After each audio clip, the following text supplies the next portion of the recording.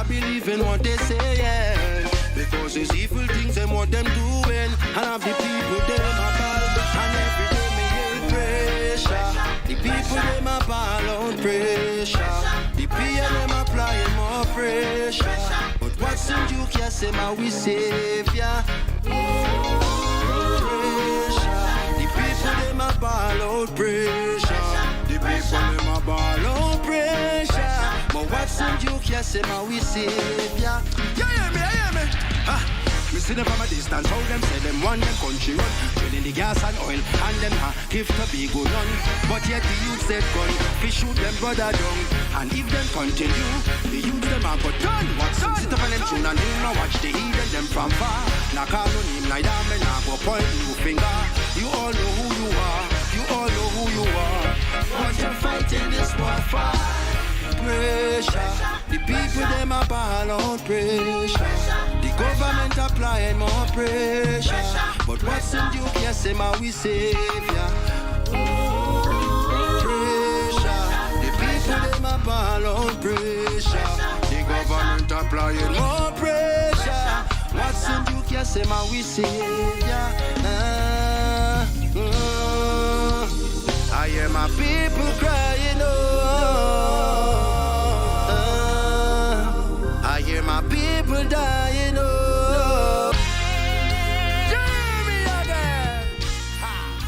Good morning, good morning, good morning, good morning. Oh my goodness.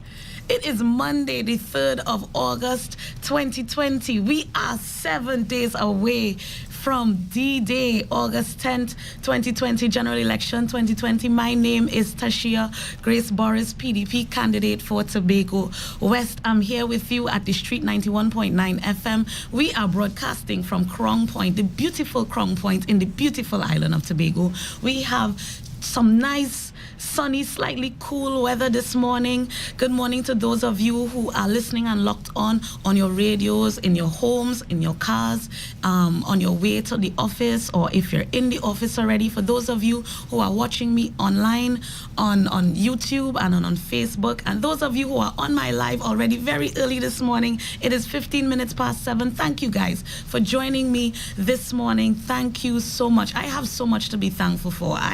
God has been good. God has been great, and I must say, I mean, I'm starting to get sober in thought in terms of the fact that this is going to be my last week with you guys on the radio.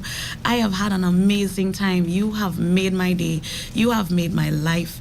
Your support every single time I'm on, your comments, everything. It's just been overwhelmingly phenomenal, and I must thank you guys for just being with me religiously every day that I've been here. Even my voice is starting to behave itself again. I just have a little sexy rasp going on, but all the remedies that people have sent me seem to finally be kicking in. I mean, I've been a bad patient because I have not been taking them religiously, but when I do take them, they work. So my voice is now starting to recover, and that is good because this is the final stretch. This is the last lap. This is last stand. This is the final battle. This is we're supposed to be coursing downhill at this point. So guys, today's Mind Your Business Mondays. And I mean, this week, I'm going to keep it light. Yes, I'm going to be jamming people like I usually do. But for me, at this point, for those of you who, I think most people at this point have already made up their minds as to whether or not they will be voting. And most persons have made up their mind as to who they would be supporting. And there may be a few people who might be on the fence, and then there are a few people who do not want to vote at all. I'm saying to you guys this morning, wherever you're at, Tobagonians who live in Tobago, Tobagonians who live in Trinidad, Tobagonians who are outside and you have family who still resides in Tobago, I want all to mind all your business and understand where this fight is taking place. This is a Tobago fight. This is a fight for our self-determination. This is a fight for our future. This is a fight for us to be able to stand head and shoulders with all other countries, all other jurisdictions across the Caribbean, all other small island developing states such as ours, who want to be able to make decisions on their own behalf to ensure that their people can progress. This is Tobago's fight. And you have to decide, the people of Tobago, who are the best people to represent you in that fight. That's the bottom line. There's a generation of young people right now who do not know what good representation and good governance looks and feels like. So they're apathetic to voting, they're apathetic to politics, they're apathetic in general. I'm saying to you, those of you like myself who are parents, because my son is 16, good morning, Jaden, and I love you. And this is his last week of exams. And, this is milestone. I'll get to that shortly. But in any case, those of you who are parents, in the old days, parents used to tell their children who to vote for and take them to the voting booth. And they had to vote, They had to vote. I'm saying to you, parents, for those of your children who are now reaching voting age in this period of time, and this would be their first experience with the process of going out and vote, I want you to take up the responsibility of sitting down and speaking to them and showing them the importance of that right to vote. A lot of the rights that we have, we take for granted because we didn't fight for them. We didn't bleed for them. We didn't die for them. And as a result, we say, well, I don't really vote, or I gotta make up my mind on the morning. If we really truly understand or understood what our foreparents and our ancestors went through, for us to be able to stand in 2020, to walk into any voting booth and be able to exercise our civic duty, we would really, truly respect what that right brings to us. The right to install a government. That is how sacred, that is how heavy that responsibility is, that we, the people, can install a government. And we can also remove a sitting government through legal means. And that is not something that should be taken lightly. And when we're speaking about responsibility to our children, when we're speaking about them, becoming mature and taking up their place in society, we have to start talking to them about the responsibility that they have when they get that ID card. And they have that responsibility now to be able to choose. And that is not a responsibility that they should take lightly. We should tell them about slavery days. We should tell them about the fact that there was a period of time in history that black people had no choice. We were enslaved. There was no vote to be had. You were bought and sold on the auction block. We moved from that. We had the civil rights movement. We had the Black Power movement. All of those things were part of the struggle for us to get to where we are at today. And for us as this generation, however many generations down the road, for us to be totally apathetic to the fact that we have the right to put in a government and to remove a sitting government after our ancestors fought and bled and died for that right, we have a responsibility to their memory to exercise the right. I'm not telling people who to vote for. I'm telling you that you have a responsibility to choose. You have a responsibility to make your vote count. You have a responsibility to pay homage to their sacrifice, because they made sacrifices for us to be free and to have freedom of choice. So for those of you who are parents like myself, who have children who are in that bracket, who are now getting into that age where they're able to make that choice, you need to help them make that choice. You need to remind them about the first time you voted. My father always tells me the first time I voted was 1976, and I voted for A.N.R. Robinson. And he went into the reasons why he voted for A.N.R. Robinson. And a lot of them are going to be voting for the first time this year. You have to make it a special occasion for them. They have to understand the gravity of the responsibility that rests on their shoulders as young people. Because decisions that we make today will have implications, far-reaching implications for the rest of our lives.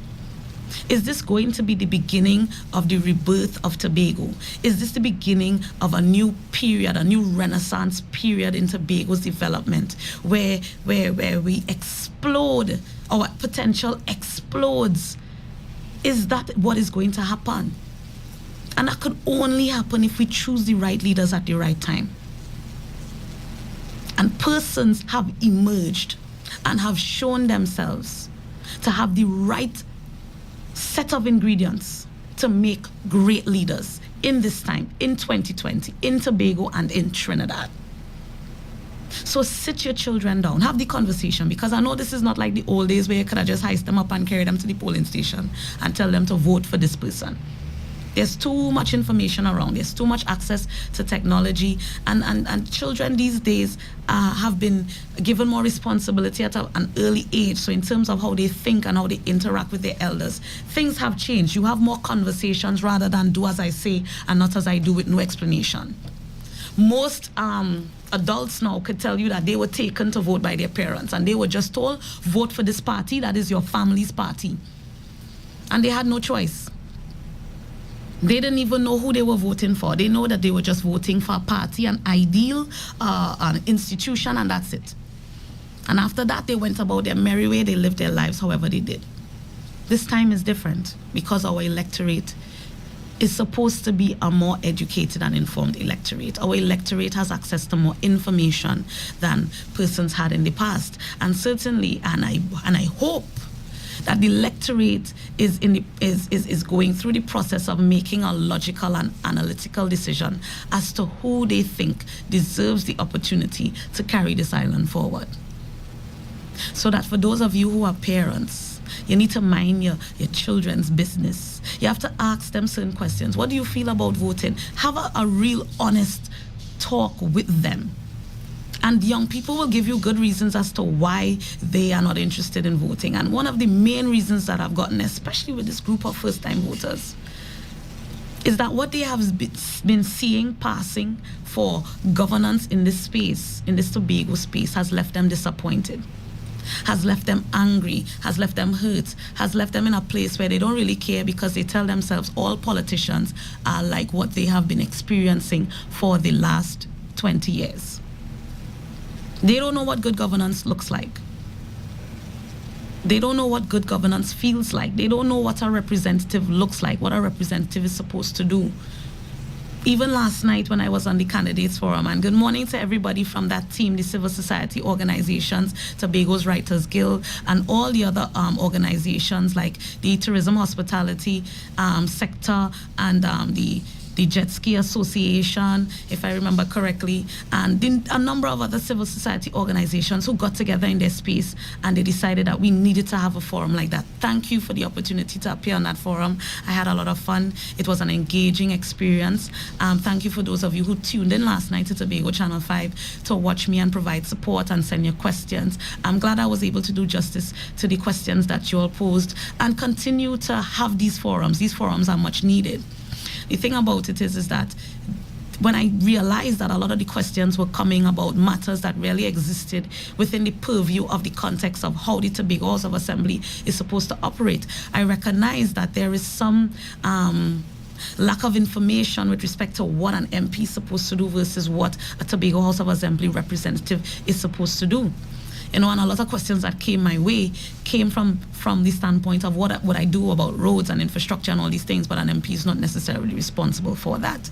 We are responsible for national matters. We are responsible for ensuring that Tobago has a critical voice in anything of national bearing that has direct implications, direct and indirect implications for people living in Tobago. That is the role of an MP, one of the roles of an MP. One of the roles of the MP is also to represent the Tobago House of Assembly in Parliament. Parliament is the highest office in the land. As it exists, the THA has no voice in that house. And that is how the Constitution is written. So it's the responsibility of the MPs to represent the interests of the THA at the highest forum in the land. But a lot of people are not necessarily aware of that. And not just youths, but older people are not necessarily aware of that. That is why they don't place a lot of importance on general elections. But general elections are critical because it is your two MPs who have to put forward a motion for autonomy. The THA cannot do that. All the THA can do is do their consultations with stakeholders and draft a bill. But the only two people who can carry that bill to Parliament are those two MPs. Any bill, any motion that is deemed important enough for the people of Tobago that it needs national spotlight, the two MPs are the standard bearers. We are the flag bearers because we are the only ones who can walk into the Parliament chamber and stand in that house and address members of the lower house and both members of the upper house as well on certain special occasions and stand and speak on behalf of Tobago. That is how important and critical the role of the member of parliament is. Their voice is critical. So that when that bill is taken to parliament, those two MPs, whatever they have to do, once the people of Tobago say that it needs to get done, they have to fight. They have to advocate. They have to use their voice. They have to be convincing. They have to show 39 parliamentarians the advantage of having this thing passed. They have to appeal to their greater good or their greater senses. Whatever needs to be done, those two MPs take up the fight. Those two MPs, if there's any issue with respect to money matters, if the Dispute Resolution Commission has to be triggered today, there's a process that the THA has to follow. If it is that they have tried to speak to central government and there's no going, then the THA, in the THA Act, there's a clause to trigger the work of the Dispute Resolution Commission. But after that commission is triggered by the Tobago House of Assembly and the commission is constituted and they do their work, the Assembly has no voice in Parliament. It is two Tobago MPs who has to take that report to Parliament and move a motion for that report to be laid. And that is when that report will be debated. I want people to understand, I want all to mind all the business and understand that although we hold our institution called the Tobago House of Assembly in high esteem on this island, our Tobago House of Assembly has less legislative powers than a regional corporation in Trinidad. A regional corporation in Trinidad can pass law. They don't need to go through the MP. They don't need to go through a minister. They don't need to go through all them things. They sit, they decide, they pass a law, they send that law to be assented by the president. End of text. A regional corporation. Regional corporations don't have responsibility for fifth schedule matters like the THA has. Things like airports and seaports. Things like the education system, the healthcare system. Lofty items the THA has responsibility for, but we can't make laws. And institutions that have far less responsibilities than us can make laws. Did you guys know that? I'm sure most of you didn't. So that is how we need to mind our business in Tobago. We have to understand that we have been kept back for the last 40 years. That yes, we have a THA, yes, we have a chief secretary, yes, that is the highest office in our land, that is equivalent to a prime minister or a president, yes. But if we can't even make laws, who are we trying to fool? Who are we trying to fool? We cannot make our own laws. So that young people have every right to feel pigeonholed, young people have every right to feel frustrated. Because the adults, we've been in it for so long that we have just kind of accepted the status quo. And these young people are growing up having access to technology and having access to education and having access to the wider world. And they're seeing young people in the wider world standing up and using their voices, leading protests, leading marches, changing the way that we operate and make decisions, bringing governments to their knees with their voices collectively. And they are in Tobago, on an island that looks like paradise but feels like jail. How much more convincing do we have to do for the people of Tobago to understand that we exist in a very pretty prison? We don't see the bars. We can move around freely. And that gives us the illusion of freedom, but in actuality, we are not free. And we have not been free since 1889. 1889 was when Tobago was annexed to Trinidad. That was the beginning of a second wave of our enslavement. And enslavement might be a strong word. People may not appreciate my use of the word enslavement. But the reality is that Tobago and its resources and its people have been conveniently used over the last 131 years to advance the agenda of Trinidad. And Trinidad fixes itself. Every single 5 years, Trinidad makes sure that development gets to Trinidad. that they have opened not one, not two, not three indoor facilities in Trinidad over the last 5 years, but in Tobago we only turn in the sod. That we are celebrating the fact that we just put on lights in the stadium. And stadiums are well lit across Trinidad. People can enjoy those things in Trinidad. And Tobago is still struggling for what can be deemed basic things and basic items. Are we truly free? Do we know what freedom feels like? So that if you have, and somebody made the perfect analogy to me this morning, and I'm going to share it with you. If you were a slave in Ghana, and you were captured and brought over to the New World, and slavery, your first taste of slavery was in the New World, and before that, you were living the best life. You were in your home. You could go up and hunt. You had your friends. You had your village, strong village structure. You had your elders. You had your traditions. You had your life, your way of life. And somebody takes you from that, rips you away from that, and imprisons you and beats you and physically and mentally abuse you and torture you into conforming. At least however long you survive that torture, until the day you die, you will always reminisce about the life you had before, when you were truly free. And you would look back on the things that you took for granted. Walking through the grass, feeding your animals, having breakfast, sitting on the floor on mornings, watching the sunrise, talking to your elders, getting comfort and wisdom from them, being with your family, your children, your wife, your parents, your siblings. Every day that you are a slave, you would think about the life you had before because you lived it. You would remember until the day you die. But think about the child that you birth in slavery. Unless you tell that child and you're able to paint that picture to that child of what life was before, that child has no knowledge of what existed before they were born into slavery.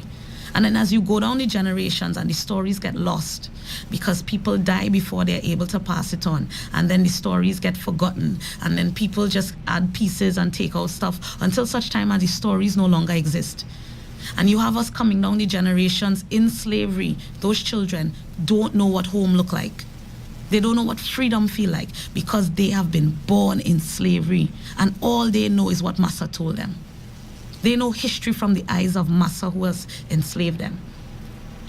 So think about a generation of children who do not know what a Tobago under Ho Choi Charles looked like. When yes, few of us were employed with the THA, but we were getting things done. There was no corruption. That guys used to come out on a weekend to work for free to build roads and fix equipment. That in everybody's house, whatever little we had, we shared with one another. That we were not divided along political lines because the politics only came up around election time.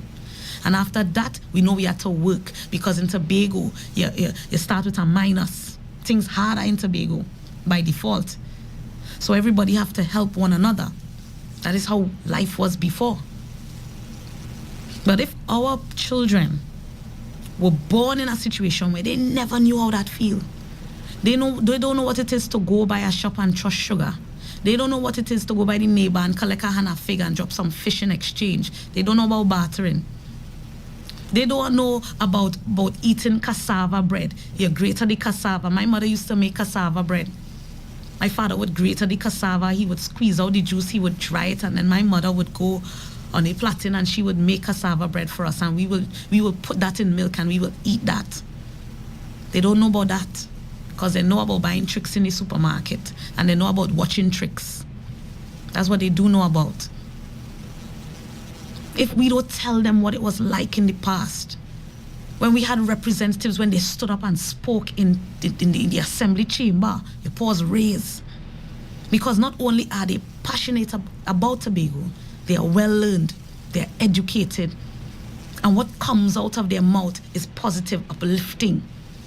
And it doesn't matter what side of the political fence they were on, they were true representatives. True representatives. Imagine for the last 20 years, this generation have seen the standard of representation deteriorate to almost nothing. That they don't even have respect for the people who they just call them by their first name, they just call them by their nickname, they just probably cuss them because they don't have no respect for them. And they have every right to cuss because we have taken a house from the pinnacle, because we had to literally drag ourselves up that hill. We had to fight a government in Trinidad to get it. We had to fight politics in Trinidad to get it. We fight and we get it.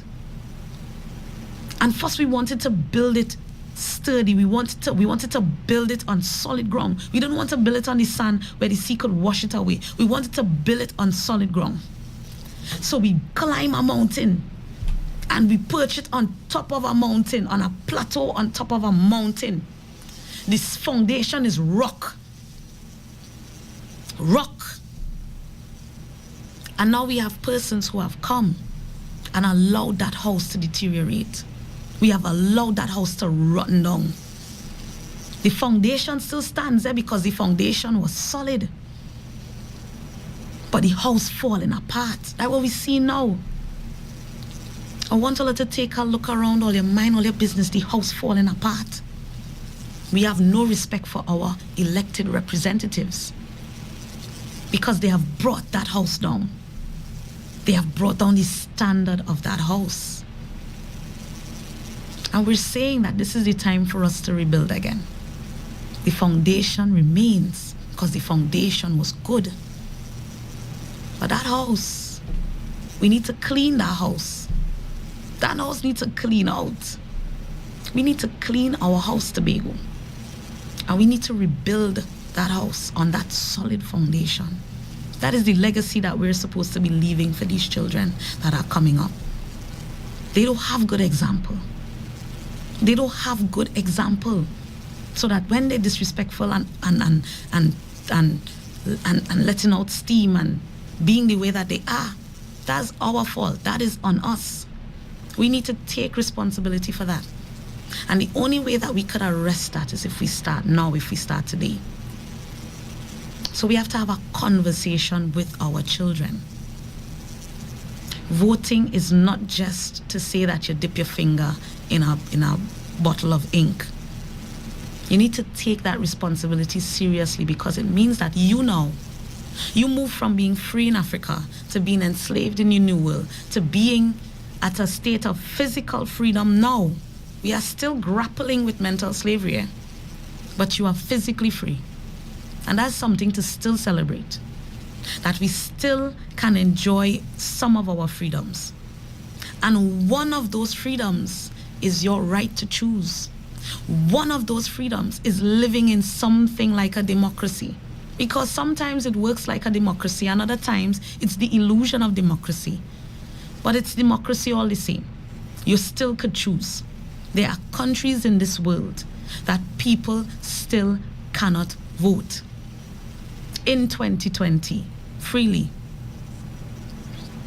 There are countries in this world that people have to conform to the rules. It doesn't matter what you feel, who you are, the color of your skin, your social status. If that is the rule, you have to conform.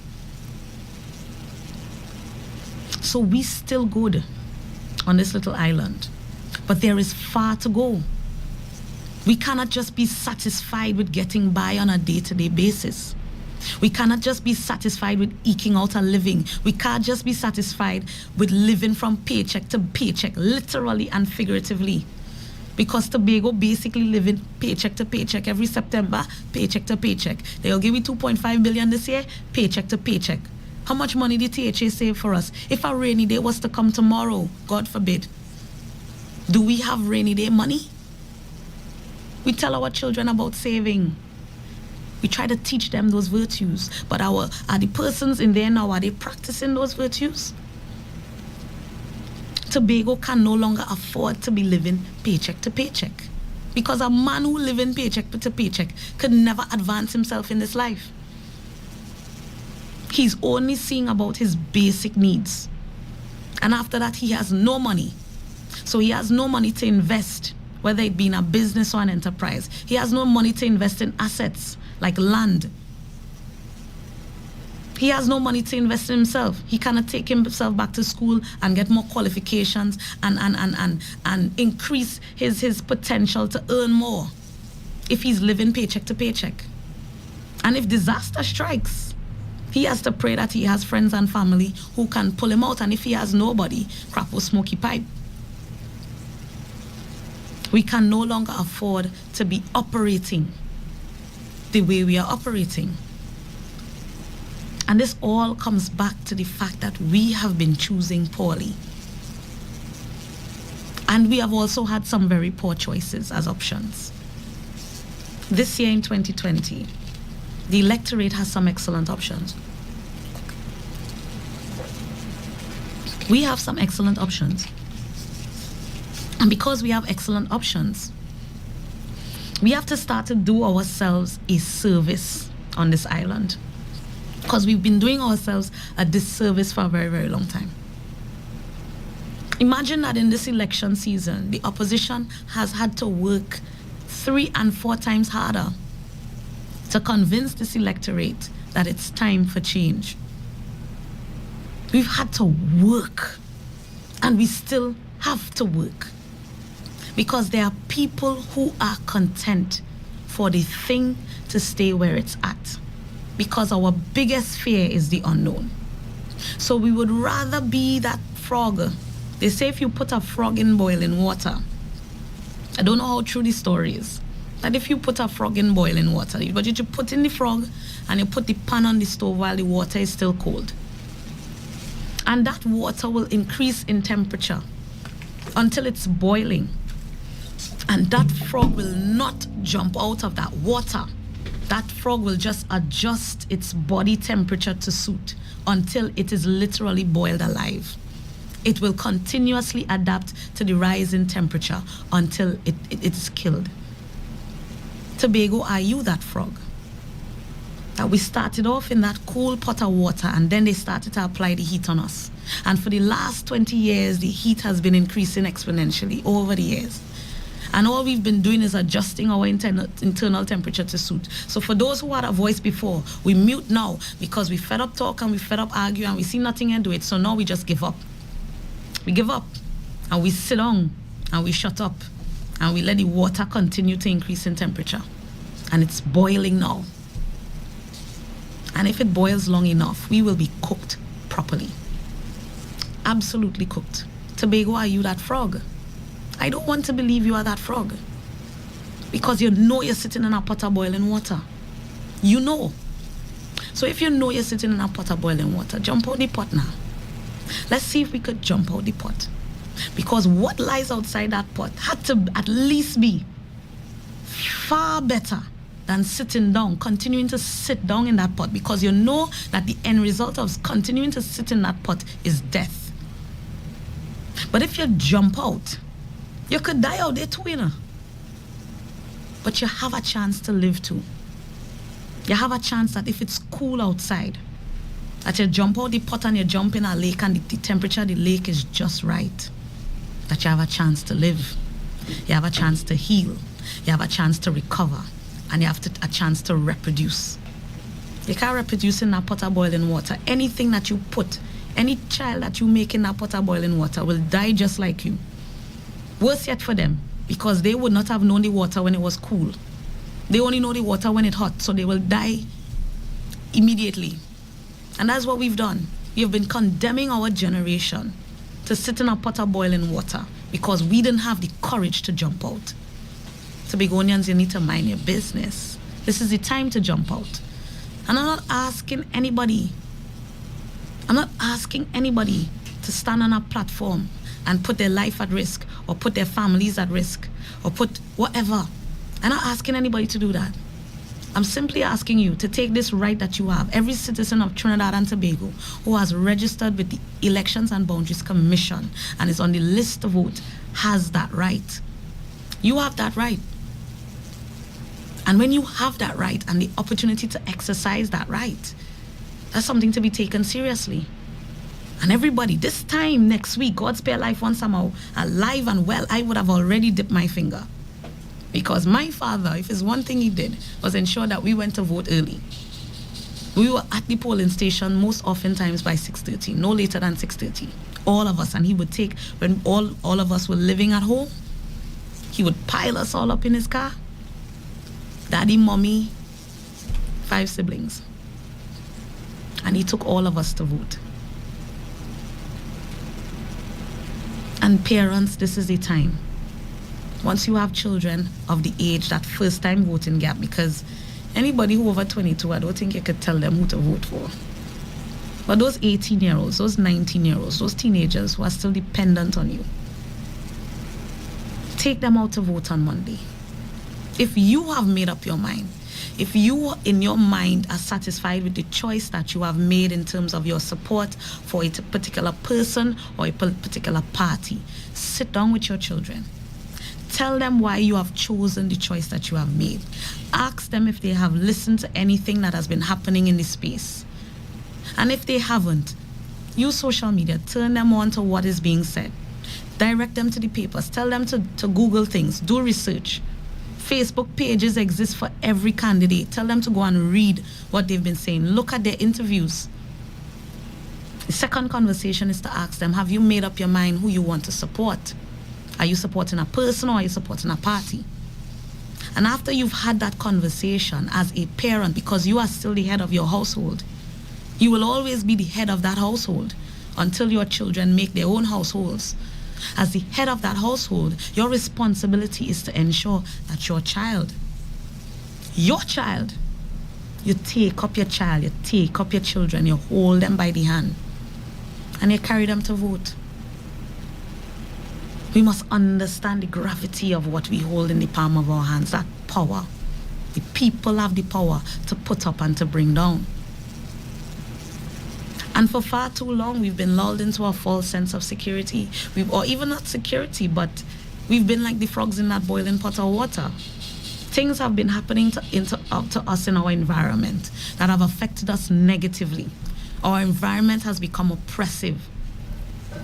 And as resilient as we are, because our race survived slavery, we have just adapted to the oppression. And we tell ourselves it's not bad, it's not as bad as. Well, let's start to flip the script a little bit. It's not as bad as, but we know it could be better. So why we just don't choose better? Why we just don't do better? Shouldn't it just be easy if you have the opportunity to choose better? I don't want to go back and rehash everything they have done and everything we have done to ourselves, because we have to take some responsibility. It's not just they, it's we. We have allowed certain things to slide. And Robinson said it best. Streams into rivers. Yeah? The little things that we accept today that are wrong, if we don't arrest bad behavior, it turns into bigger bad behavior that we can't arrest down the road, because the tree done set that way. We can't bend the tree when it's old. We can't bend the tree when it's old. So right now we have some big hardback trees in Tobago that we can't bend no more. And they will continue doing their tree things, whether the tree things are good or bad, with no care for the grass below, with no care for the flowers below, with no care for who trying to grow and come up. This is our time. This is our chance. We need to mind our business, because it's 7 days away. General election, August 10, 2020. And we have already had a year and a half. 2020 sounds like something that was written in a sci-fi novel. So that if worse than what we have seen is to happen, is to be waiting for us down the road, ask yourself, Tobago, are the people who are there now, and I'm not talking about a party, put aside party for a minute, because party is a philosophy. Party don't run government. People run government. People that come from you, the population. Government is a subset of people. A leader is crafted by his environment. So people run government. So put aside party for now. Because when they're in government, it's not a party they have to fix, it's people they have to take care of, regardless of whether or not they voted for them or not. So let's talk about people. Look at the individuals that have put themselves out there for your support, to be your representatives. And I'm not even, let me go further than representation. God forbid this island, this nation goes to war in the morning. Are we assured that the people who we have elected are willing to give their life for this country? Ask yourself that question, because you could look at them and you'll know, You could know a coward and it's easy. You know a coward. Are they willing to do like Robbie and say attack with full force, or would they beg for their life? Are they afraid to die for something that is bigger than them, for an ideal that is bigger than them? Are they willing to die to save 1.3 million? And dying might be extreme. I'm talking about even defending this country, leading this country into battle. Because that's how it used to be. Politicians have become weak. People expect them to be spineless. Because all they do is talk, and there's no action after the talk. They're not able to walk the talk. That's why people don't trust politicians. That's why I feel uncomfortable and slightly insulted when people want to call me a politician. I'm not a politician. I want to be your representative, but I'm a fighter. I'm a fighter. I've been a fighter since the day I was born. Ask my mother. My mother had a difficult pregnancy. There was trouble for me to be born. But I fight. My dad, good morning, Daddy. My dad delivered me with Nurse Virginia Wright in a house in Canaan. He plucked me from the hands of God into this world. I came from the hands of my Father in heaven to the hands of my physical father on earth. And I've been a fighter since then. If you ask my father, he would tell you my most dominant trait is that I am stubborn to a hilt. Because I fight. I can't simply see injustice and leave it alone. I fight. I fight. Whether it be physically, I use my mouth, I use my spirit. I am strong. I am strengthened in this time because I am a fighter. That God has ordained that a fighter has emerged. Because all they have done on the other side is try all manner of things to break me. But I didn't realize that it wasn't coming up against, I may look like a little person, I may look like a little girl, but they don't see the weight of the fight in me. They don't know the fires I've been through. They don't know. And because all you don't know the things I've survived, you think that the things you're doing now could do me something. Nah. Nope. No. And all of those things that I've gone through in life, and if I have to sit down and really tell my story, you would be shocked at the fact that I'm standing here still. So I know the fires I've been through. I have known the rock bottom that I've had to come up from, the darkness that I've been through, the places that I've been. I know my story. And all of those things have prepared me to stand before you as your fighter. I will not always get representation right, because the fighter in me will have to cuss sometimes. The fighter in me will have to say, look, we need to find our courage. Government can't take care of you. Imagine if the government collapses in the morning, you go lie down and dead after. No. We have to get up and fight for ourselves. And that is why I stand to inspire people. When I talk on a platform, it's to show you guys, to bury seeds of fight in you. Because I know not everybody went through the things I went through and can be as strong as I am. I know that. So my job is to cultivate seeds of fight in you, because the soil is ripe. Everything that you need to be a success in this world, God put in you. And the soil is always fertile, but whatever grows is whatever you plant in it. That is what determines what you become. And if you sow weeds, nothing good gonna grow. because weeds produce nothing. But if you sow good fruit and you sow good vegetables, then you're going to reap that. My job is to sow seeds of fight in you, because nothing is wrong with being a fighter. There's nothing to be ashamed of if you are a fighter. Because as long as you have seeds of fight in you, you're not looking to no government to defend you. You're not looking to no army to defend you. You're not looking for no union to defend you. You're not looking for no Messiah or no Savior to defend you. You know how to fight for yourself. You know how to fight. But you have a spirit of courage, not a spirit of fear. You have a moral compass. You have a sense of justice, what is right and what is wrong. You have convictions that you stand for. You believe in yourself. You believe in your children, because you will teach them, you will grow them to be like you. Goat don't make sheep. My father is a fighter. My mother is a fighter. They have fought different battles, but they are fighters. So I couldn't be any less. I couldn't be any less than who I am. In many respects, I am like a perfect combination of both of my parents, because my mother is stubborn just like me. Well, I am stubborn just like her, because I came from her. My father would say that.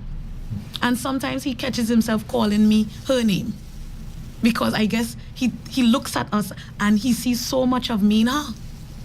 But my mother also sees so much of my father in me. That my father, he could be suffering.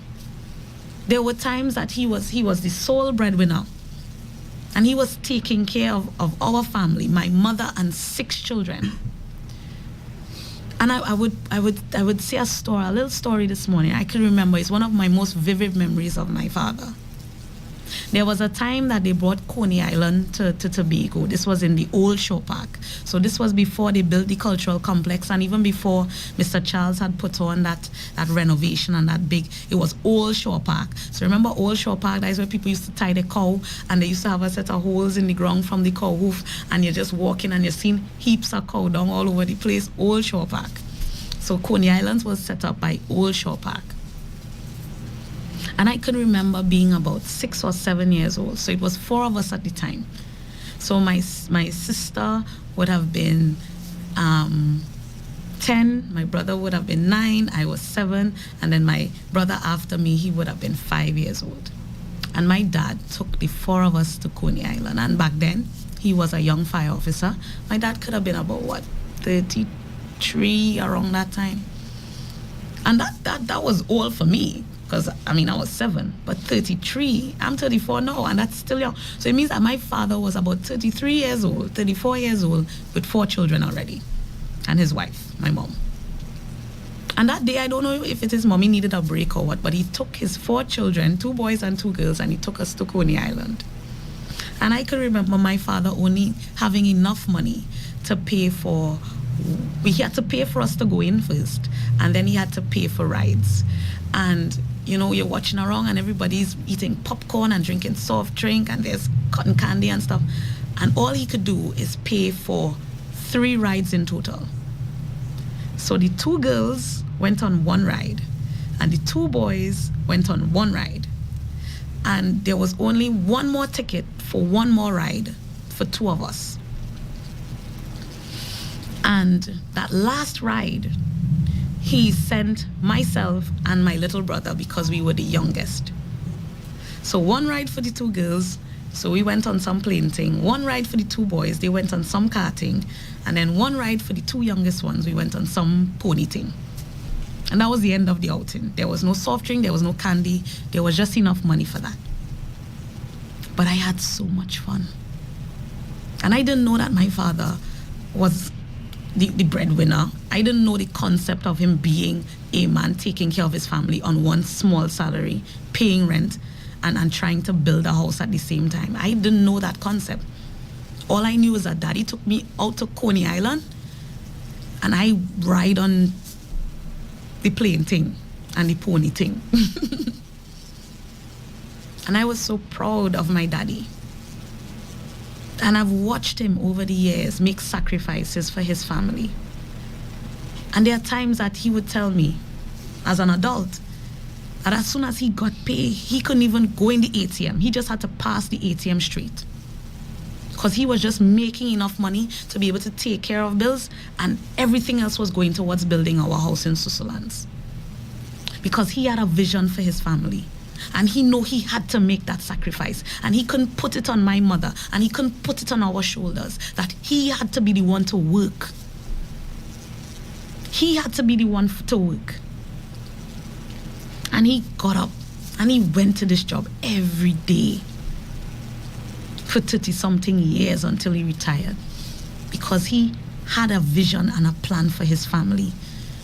There was no government to help. There was no politician to ask a favor. There was no neighbor except when we was casting with decking and doing some work. We had the Lennon concept. This was Susurlands, so we had some guys coming in and help and stuff.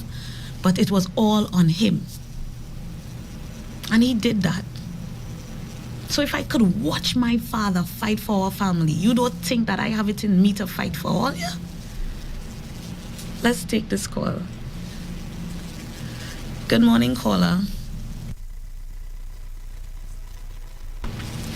Let's see if this works. Caller, good morning.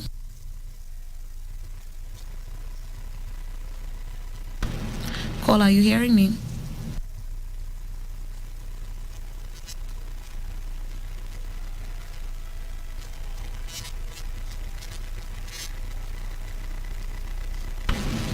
Right, so we're having a little bit of an equipment problem this morning. We'll get the technician to sort that out.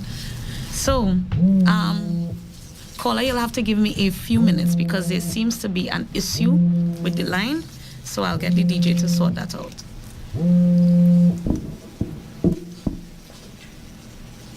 I'll get the DJ to sort that out.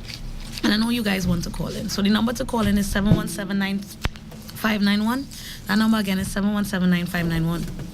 Today's Mind Your Business Mondays. Yeah? Last Monday before the election. Caller, good morning.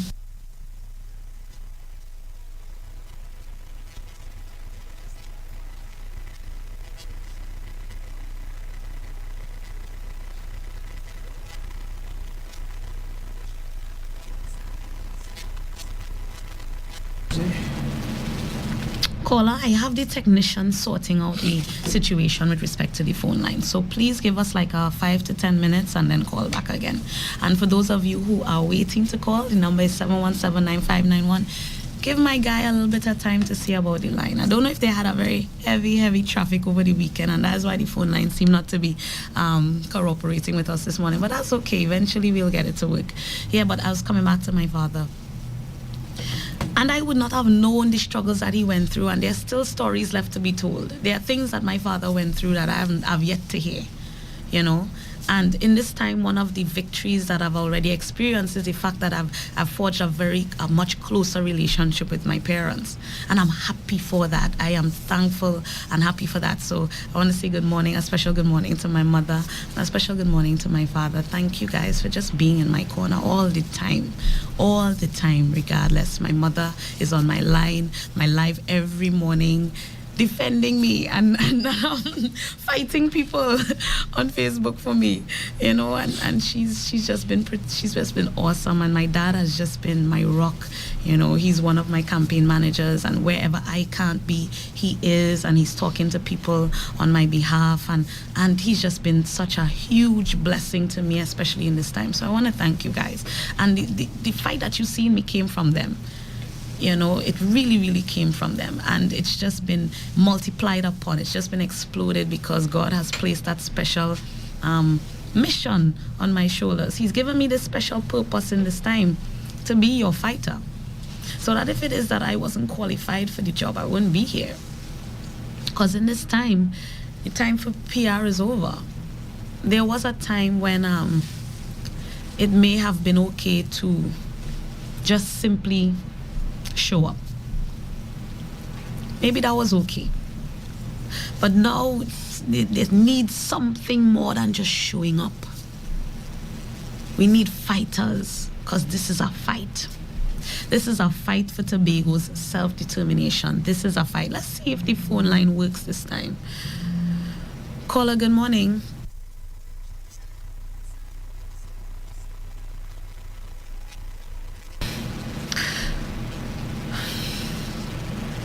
I need to call back the technician because something is wrong with the connection between the equipment and the phone, and that is why we are not hearing the caller. So please bear with us. I know that you want to call in and know that you want to give your comment, whatever it is you want to say, right? So just give us 2 minutes again. Let's check it again. So as I was saying, this situation that we are in today in Tobago requires fighters. It requires people who have no intention of taking no for an answer. It requires people who will utilize all legal means necessary to bring home a victory for Tobago, because this is not a PDP victory, it's not a PNM victory, it's not a whatever other political party victory. This is a victory for all Tobagonians. This is a victory for 60,000 persons who live on 116 square miles. This is a victory for 200,000 people that reside in Trinidad. This is a victory for countless of others who reside in the rest of the Caribbean and the rest of the world. This is a victory for the thousands of our generations to come. This is our time. This is the opportunity to make our stand as a people. This is the chance for us to send 2 persons to the parliament in Trinidad who will mind we business and always mind we business. That is what we need. We need people to mind our business for us, because 60,000 of us cannot storm the parliament. But 2 can, and we won't be storming. We'll be duly invited and elected to do so. You need 2 to stand in the gap for you. For far too long, Tobago has been allowed to be that frog in that boiling pot of water. And we had nobody to look and say, look, this pot boiling, you know. Let me turn down the heat. Look, this pot boiling, this frog boiling. Let me take out this frog. We've not had people to do that, because they're probably boiling in pots of their own. We're not going to leave you like that frog in that pot of boiling water, Tobago. It's time to jump out the pot and into the lake where you belong. It's time to swim around in the cool water that is perfect for your skin and your temperature. It's time for we to breathe again. It's time for us to live. It's time for us to feel good about life. It's time for us to feel free. It's time for Liberation Day to come. Liberation Day is 7 days away, 6 days away. By this time next week, I want all of you, our PDP Spartans, you should have already voted. Take your 2 hours early. Take your 2 hours early. Don't wait until after work. Take your 2 hours early. And I'm sending a message to all of you. I sure you know people who tell you they're not voting. They are your friends, they are your close family. This is your week to work on them. Mind we business. This is minding Tobago business. All you have to work on them. Work on them. And if you had to literally go and pick them up where they are, home, work, in the garden, by the beach, wherever, tell them, yeah, what? I just need 15 minutes of your time to stand in a line with me.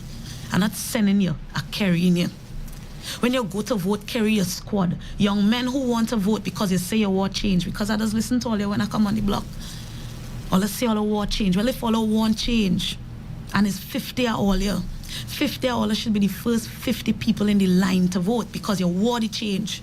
You say you want the change. Well, the change starts with you. The change starts with you taking the decision, because you have the chance. Democracy lay in your hands. You are guaranteed that opportunity to choose. Once every 5 years for general election, once every 4 years for THA election. You have that chance to choose. And since you have that sacred right, You have that opportunity. Highs up all your partners. Make it a lime. All a car drink alcohol on election day. Mind all your business. The bars will be closed and you're not allowed to publicly consume alcohol. But make sure everybody have a nice hot cup of tea, eat your breakfast and take a cool walk. Take a cool walk down to your polling station. You all have smartphones. Check the EBC website. For those of you who haven't checked to see that you're registered to vote, look up your registration details on the EBC website. Once you're registered, your entire government name that you're registered under will come up. They will tell you what polling station. I am heartened to know in going about that persons have started to receive poll cards in the mail, because I can't remember the last time I received a poll card, and I hope my poll card comes in the mail very, very soon. So it means that serious times are upon us. Because once your poll card reach, that is the true indication that election is coming. That poll card that has the address of your polling station, your name and the address of your polling station. But even if you don't get a poll card, go down to your polling station. Don't let not having a poll card prevent you from voting. Mind your business. Take your 20 partners. Make sure everybody gets a cup of tea on their chest and go and line up. Get your mask. Walk with your own hand sanitizer just in case some man they don't have. Don't be afraid to show up bright and early. The polls open from 6. They close at 6. If you're still in the line after 6, you'll be allowed to vote. But don't let this day pass. Go and vote early. For those of you who are working, and you have to be at work for 6. If you're leaving by 9, as soon as you leave work, go to the polling station. Do not go home. Get on your phone. Form your little WhatsApp group. You could destroy the group after election day.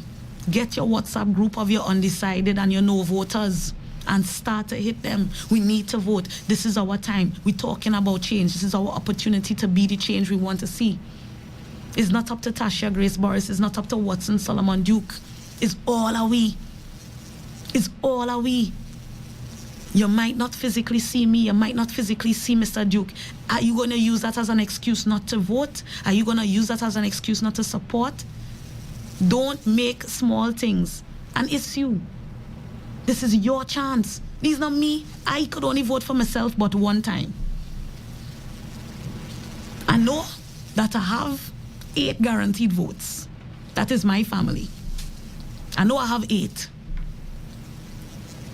That is what I know for certain. But you, my Tobago people, you and those who are still registered to vote who are living in Trinidad, you still have time to put things in place. You still have time to talk to that uncle who never voted in his life. You still have time to talk to your children about the importance of the history of what we went through to be able to get that right to vote now. You still have chance to do that. You have 7 days. Form your little WhatsApp group. If you know you're bringing 10 people to the station, if each Spartan bring 10 people to vote, this election done so up. If each Spartan brings 10 people to vote and them 10 bring 10 each, election gone. But that's what we have to do. We have to bring out the vote. Because the music is beautiful, and I'm going to play back that song for you just now. The music is beautiful. The camaraderie on the road is phenomenal. That Bamboo Bolife march on Saturday, whoever wasn't there, you missed a treat. And I told Mr. Duke, we have to make this a yearly event. That Bamboo Bolife march. Next year, we should do it a little bit bigger. We should get some drums and some tambu bamboo and that kind of thing and make it a real Cambule type. Go back to our African roots. That we need to remind our youths, because I know they come for the lime. Smallies are wrong. Fellas are wrong. But we need to sell the bigger significance of what that means. Emancipation. What does that word mean? Emancipate. We are shackled to a lot of things. Some of us have addictions. Some of us have bad habits. Some of us have bad relationships that are not working for us. All of us exist in prison of some kind or another. But in spite of our own personal prisons, in spite of our personal struggles, we should be able to walk around free. We should be able to walk around feeling free. That if it is that we need to express ourselves, that we should be able to express ourselves. That if we need to defend ourselves, we should be able to defend ourselves. Because when you take away a man's right to speak on his own behalf, when you take away a man's freedoms and makes him feel oppressed, you emasculate him. And Tobagonians have been emasculated for far too long. So we need to get back with belly. We need to get back that belly. Tobago, where your belly there? Where we belly? So what we need to do, as I said, well, you know who your close friends are. You know who your close family are. Make voting an opportunity to remember. Make it an excursion. Go together as a family. Go together with your crew. Get your girls squad. All 10 of you in the line together, chatting until you go inside. All 10 fellas line up, 50 fellas, wherever. Even if it's just you and your girlfriend, go and vote. Stand together.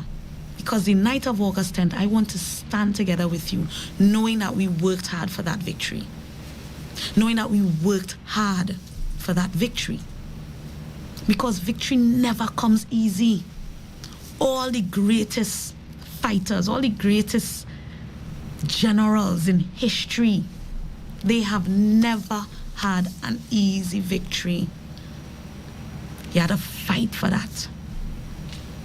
And all of you will not be generals. All of you will not be soldiers. Not everybody has the fighting spirit.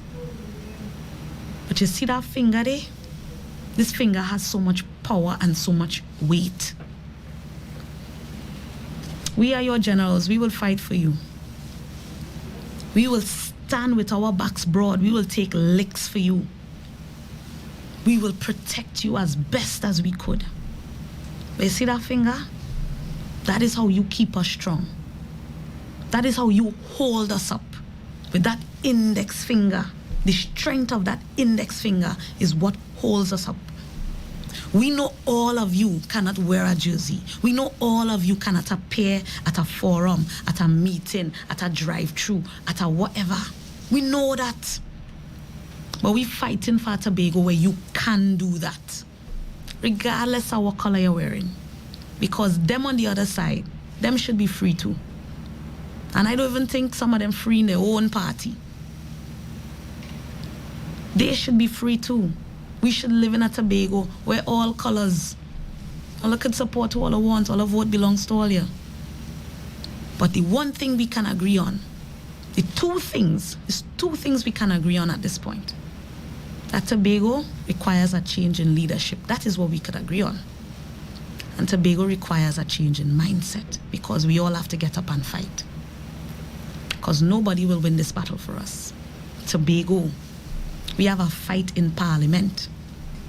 And we hoping that after 131 years of being joined to Trinidad under an agreement that we had no say in, and that agreement has not been properly renegotiated to this day, that we can finally sit at a table as your fighters, as your chief champions, as your representatives and say, this is what the people of Tobago want.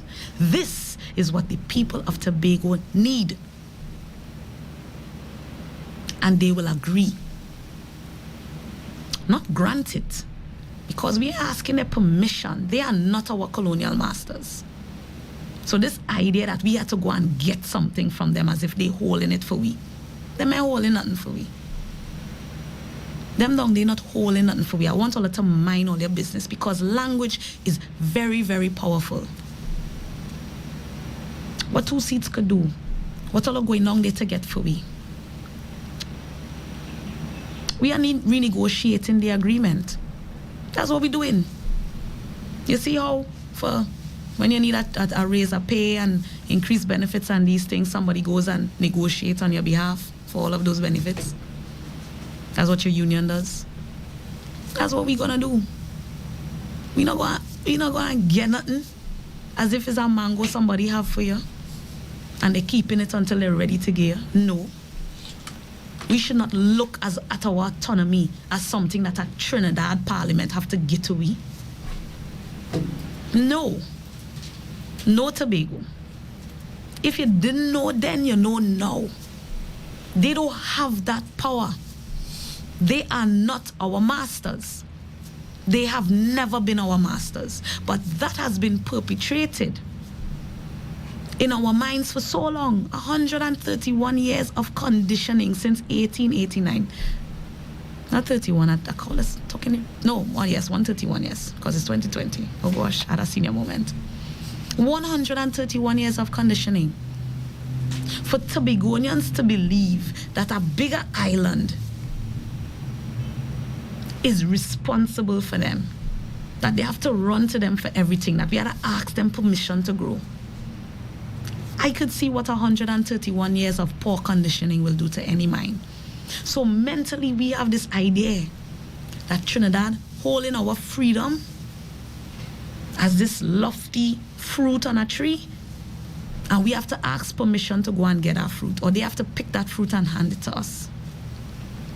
Tobago, mind all your business. Trinidad ain't holding nothing for we. We just never had the right kind, the strong kind of leadership at the right time to renegotiate the agreement. We not going for nothing that they have for we. We going and renegotiate. And when you're negotiating, it's an even playing field. Mr. Duke will tell you that ministers and CPOs have to respect him, because when he walk into that room, he's of equal status to them.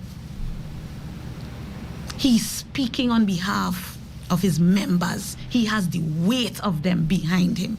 And that is why we need the weight of Tobago behind us. Because when we walk in that room, we're not begging for nothing. We're not asking anybody. We ain't soaking 39 parliamentarians to agree. This is a renegotiation. This is a renegotiation. So that Tobago walks into that room on an even playing field. And if people don't know what side by side we stand looks like, Mr. Duke and I would show you what side by side looks like. We will show you, because Tobago needs negotiators. Tobago needs fighters and negotiators. We're not walking down there to make friends and pitch marble. The time for that gone. We spend too much time doing those things. Tobago must go back and beg again. We had 2 representatives and a prime minister from Tobago in the last 5 years. And they are saying to us that they couldn't do anything about it because they couldn't convince 18 other parliamentarians on the opposition side to support it. That is the excuse they bring in at this nth hour to tell you why we couldn't settle our autonomy issue.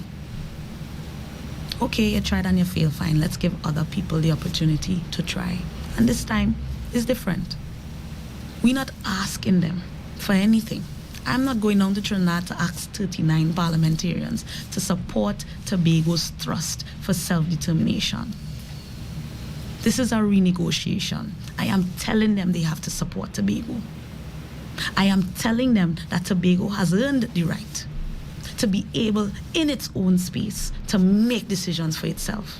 Because regional corporations across Trinidad can do that.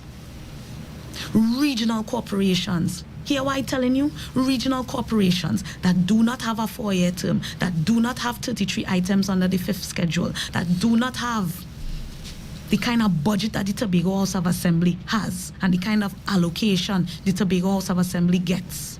They don't have that, but they could make law.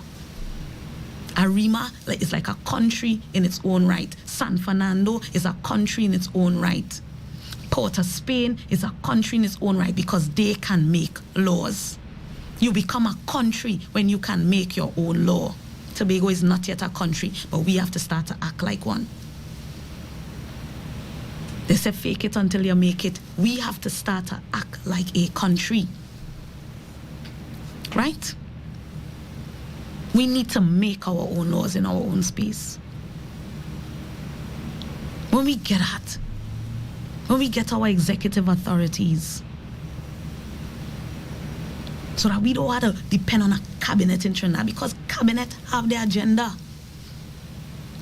Tobago could only ever have 2 representatives in cabinet at any point in time because of the configuration of the parliament, if those 2 members are of the ruling government side.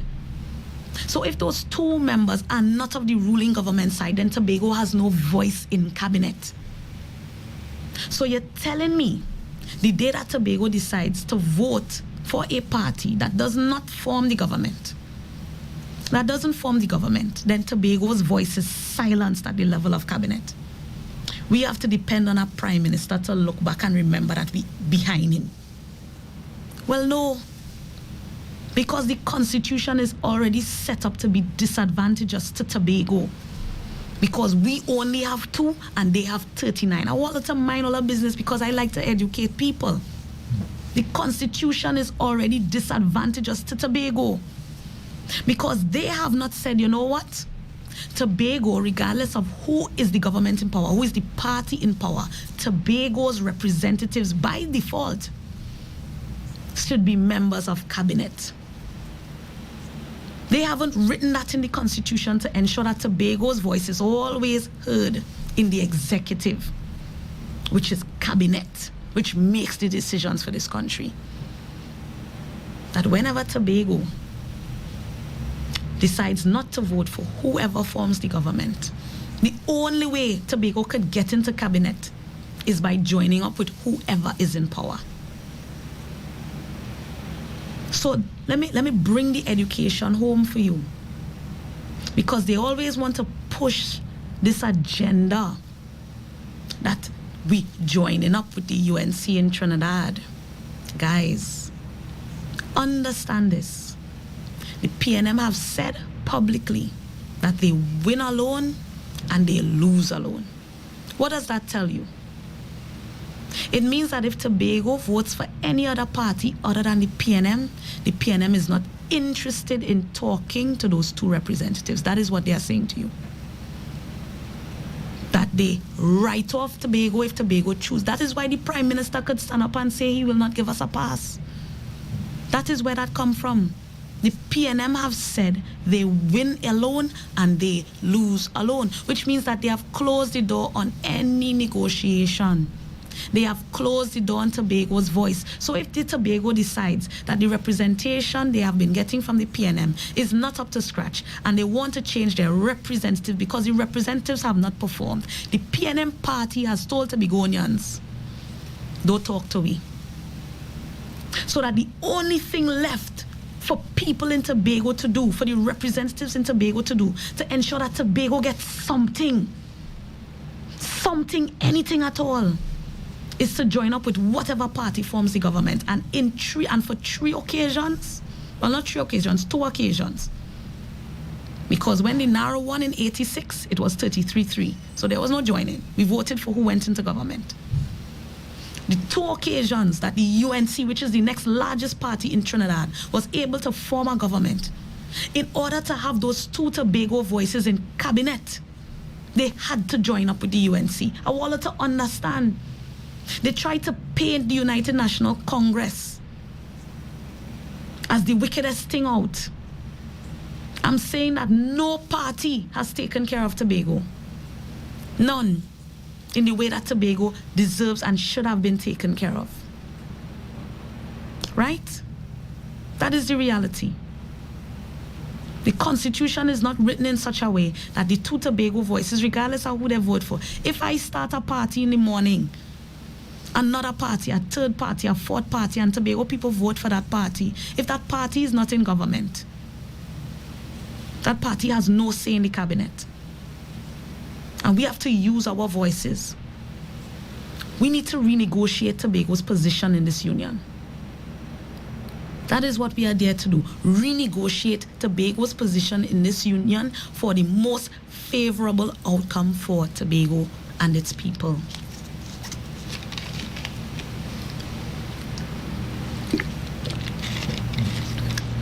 And that time has come.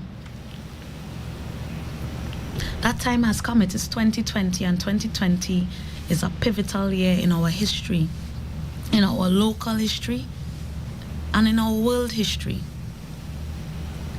And tell me, my people, are we still going to go forward post-2020 with a situation that is not working for us who are here, and what we know will not work for our children who are coming up and those who are yet to come?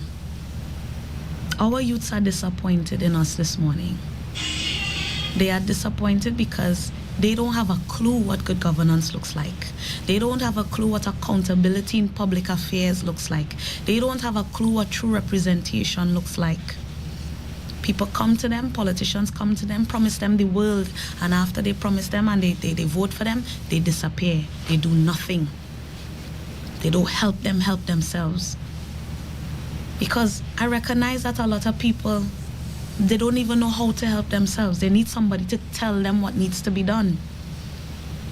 People will call us asking for assistance for all different kinds of things. And when I ask them, have you checked the state agencies? No. So that people don't even know what exists at the level of government to assist citizens with certain things. They don't know. So sometimes they just need somebody to give them the information. We need to help them help themselves. But politicians don't do the help them help themselves part. They do the I will help myself part. Politicians cut out the help them part and go straight to the help themselves part. I have no intention of being a politician. I can't be a politician. All I want is access to the resources that are necessary to help my people help themselves. When I can stand in the middle of a developed Scarborough 5 years from now with a bustling waterfront, with businesses, and I'm seeing cruise ships coming in, I'm seeing tourists walking around, that we have some of the best roads in the nation, our sidewalks are fixed so that elderly persons can use their wheelchairs, differently able persons can use their wheelchairs and their walkers safely, nobody not falling in an open pothole, that our streets are clean, that our young men are gainfully employed, that our people walking around with smiles on their faces because they're happy the place, light music playing, is like carnival every day. Little children running around happy because we have green spaces for them to play, that our education is some of the best in the world, that in light of COVID, if we have to go online, that our children in Tobago, however many of them are at school level, have universal access to internet and have universal access to devices and have support, because some homes don't have support. Some homes, the sole breadwinner, which may be a mother or a father or a grandmother, has to go out and work, and those children are left home. And even though they may have the Wi-Fi and they may have the device, they're not online in school. They're watching YouTube and Netflix. So those homes need support. We still need to be able to find a way to get caregivers to ensure that these children are able to do their work because their parents are out making a living. Whatever policy changes that we have to do, that in two-parent homes, if we are paying one parent to stay home with their children, to ensure that they can go to school and get their education, if that school system is being implemented online, because all of these are conversations we have to have. And the beautiful thing about Tobago is that we have the perfect size of population to roll out some of the best innovations in education. That if we are going to halve our student population, and that some students can totally be taught online because their homes are set up in such a way that they have the supervision, they have the parental support, they have the access to technology, they have the access to devices. If some parents are able to put their children fully online, let's do that. And if some need a little bit of assistance in order to do that, let's do that. And let school be for those who have no support whatsoever. That they have nobody home to watch over them. They don't have access to internet because they might not have electricity. And in this archive, I shouldn't even be talking about not having access to electricity. Because all homes in Tobago should have electricity and running water. All homes. All. Every single one. Every single household in Tobago. I'm not talking about Trinidad here. I'm talking about fixing my home first. I just talk about fixing my place first, fixing my people first. Because them down they fixing their people. They have been fixing their people. Since 1889, they have been fixing Trinidad. Tobago don't get fixed. So let me fix Tobago first. So every home in Tobago should have access to electricity and running water. So that the only homes where children should be going to a school structure is homes where there is no supervision and they have no devices and they don't have access to internet because of maybe a physical location issue.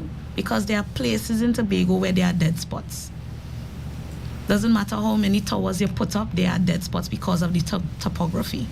So in those cases, and those are rare extreme cases, we will have schools open for those persons. And we could have limited numbers in classrooms because the amount of those children might be just 10 or 15. And if we have to implement the proper protocols, whether it be the physical distancing, the checking of the temperature before you come to school, because for those of you parents who are irresponsible and send your children to school sick, that is why we have a second wave of COVID that is happening in schools, that schools have to be closed because some irresponsible parents sent their child to school, either showing symptoms, and if they didn't show symptoms, well, then that means they weren't irresponsible because obviously the virus could manifest in different forms. But if you know as a parent your child was ill and you still sent them to school, that's being irresponsible. Right? In any case, Tobago can implement our protocols. We can have our nurses stationed in every school so that nurses who are waiting for employment in the system can be stationed at our schools. We can introduce holistic healthcare in our schools for our children. So we are taking their temperatures. We don't understand that children are under stress, no. We take it for granted that our children are okay. We don't even check their blood pressure. That we can have nurses stationed in every school, primary school, preschool, secondary school. We employ our nurses in the system. And they are there to monitor our children throughout the day. That if anybody presents with any symptoms of illness, that these nurses are already trained to deal with them. That you are protecting your teachers. They check their temperature before they come on the compound. We do periodic temperature checks throughout the day. We put in our protocols for sanitization throughout the day. That sometimes our young children are stressed, they should be able to go to the sick bay and have their blood pressure checked. We should have testing for certain conditions every quarter or every 6 months because we want our children to be healthy. That these nurses could be speaking about nutrition and these kinds of things, talking about mental health as well, because we take it for granted that our young children are not under pressure. I could remember a couple of years ago, a young man who was under so much pressure because of the SEA exam, he committed suicide in Trinidad. We think our young children are resilient, but if we big, and sometimes we can't take the jamming, they're small, you think them taking the jamming? They're not. So we have so much opportunity in COVID to be at the forefront of the response to this thing with respect to our educational system. Because I am one of those parents who, if the opportunity exists to have my daughter do full school online, I will keep her home. I will keep my daughter home as a matter of her health and safety and the fact that I have the resources to be able to ensure that she can do her online learning and that she can excel. And she will be home, she will be comfortable, she will be surrounded by her family, she will have that environment. And these are the things we have to start to put in place now. These are the conversations that we have to start to have in terms of Tobago's development. Let Tobago fix the business now. Billions of dollars have been spent. I can remember going to Shoguanas before 2010. Now I will get lost. I can't recognize Shoguanas pre-2010 because the way that the People's Partnership Government developed everything from central down to south. They invested for 5 years, developed road infrastructure, commissioned highways. They built the Debe campus of UE. They built hospitals. They built schools. They built up business centers of economy in 5 years. Billions of dollars in development going into that one geographic location. Everything from central go down. Their government ensure that they fix the people. Well, Tobago, mind your business. Let us fight to fix you. Let that same 5 years of development that we saw take place in Central and South that heralded a renaissance, an upliftment of their standard of living that propelled them into the limelight in the business sense. If they can do it for Central and South, and Central and South could possibly have between 300,000 and 700,000 inhabitants, then why we can't do it for 60,000 people in Tobago? We wouldn't even spend maybe half of the money that they spend to develop Central and South to put Tobago on positive economic footing. For us to get an uptick in the standard of living on this island, it's just 60,000 of us. Just 60,000 of us. If we just had $5 billion allocated in one fiscal year to development in Tobago, you know what $5 billion could do for Tobago in 5 years? Tobago could begin to wean itself off of its dependency on central government. And that is what we want for our people. We want us to be able to wean ourselves off. We want to be able to stand on our own.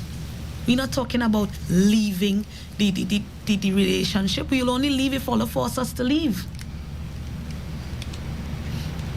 Because if after we go down the road with the intention to renegotiate our position in this union, renegotiate, and you all don't want to renegotiate with us, if they don't want to do that, if they don't see that Tobago deserves the kind of attention that constituencies in Trinidad have been getting over the years, that Tobago deserves the kind of development that areas in Trinidad have been getting over the years, if they don't want to renegotiate with us, then Tobago, we have some serious decisions to make as a people as to how we go forward with this relationship. Because it's one thing to give a man a chance to change if he's not treating you right. It's another thing if the man tell you he will not change. That is a whole different matter altogether. Because if the man tell you he not changing, then you have to decide if you're going to stay in that situation and grind your gears with that man who tell you he not changing, or you make another decision in your best interest. So the first step is to get the people in there who will renegotiate on your behalf. Because it's apparent that PNM in Trinidad and PNM Tobago now work for Tobago. It hasn't been working and it will not work. Because Tobago's voice becomes silent. Tobago's voice becomes non-existent. Because the PNM will fix their people. They will fix their people in Trinidad. Because them down there does protest. Them does burn tire in the road. They get the attention of their parliamentarians. They get the attention of the politicians. And as soon as they burn tire in the road, thing does happen. We don't do that in Tobago. We are long-suffering people, and we not into this noise thing, except big truck around election time and big truck around carnival time, and pan. And pan is not noise. Pan is beautiful. So that's the only beautiful noise that we make. We're not burning tires in roads. We're not breaking the law. We are a dignified lot of people. We are long-suffering, yes, but we hope. We give people chances, and we hope. We continue to give them chances, and we continue to hope. But there comes a time when you have to stop hoping and get up and stand on your own and make things happen. This is the opportunity we have in Tobago to make things happen. Right, so we have a call on the line. Good morning, caller.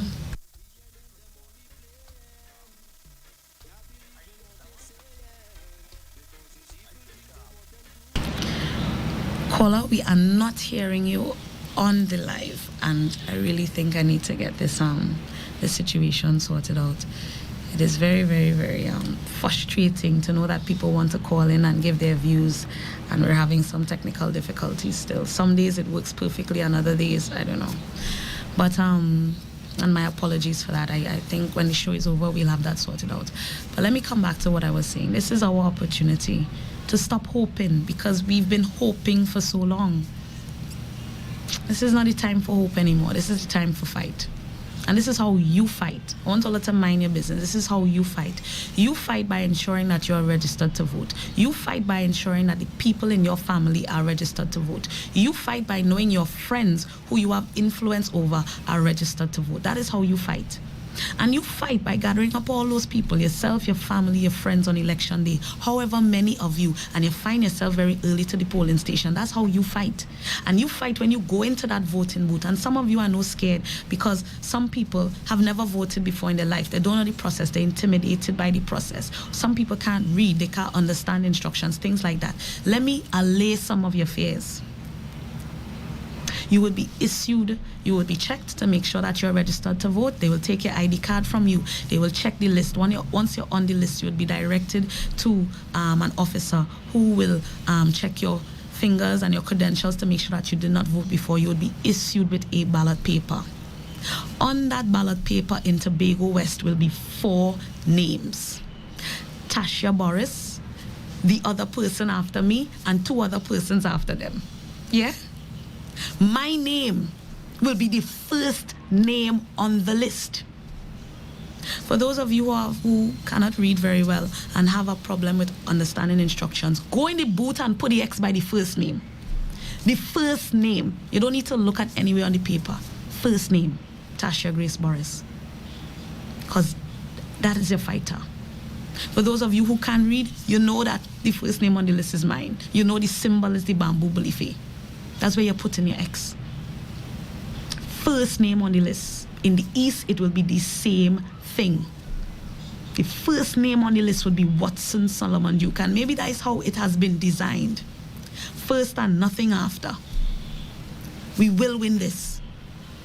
Mr. Duke's name is first on the list. Put your X by the first name on the list. That is how you fight.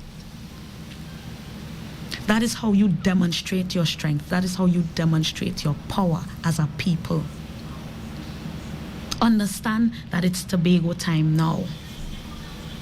Not we time meaning a party. Not my time meaning me. This is Tobago time now.